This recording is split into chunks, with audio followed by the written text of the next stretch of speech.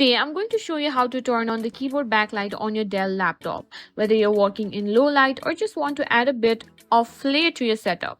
It's a simple process, so let's dive right in. First things first, identify the keyboard backlight key. Most Dell laptops have a specific key for the keyboard backlight.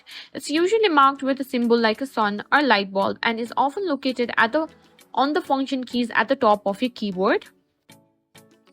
On many Dell models, this key is F10 or F6. The icon may look like a small sun or a keyboard with light rays. Next step is to use the function key. To turn on the backlight, you'll need to press this key while holding down the Fn key, which is located at the bottom left corner of your keyboard. For example, if your backlight key is F10, hold down the Fn key and then press F10. This should activate the keyboard backlight. Pressing the key multiple times can cycle through different brightness levels or turn the backlight off.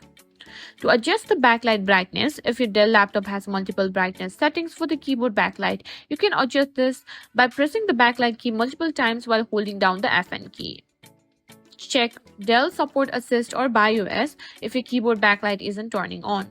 Open Dell Support Assist, which can help manage and troubleshoot hardware settings.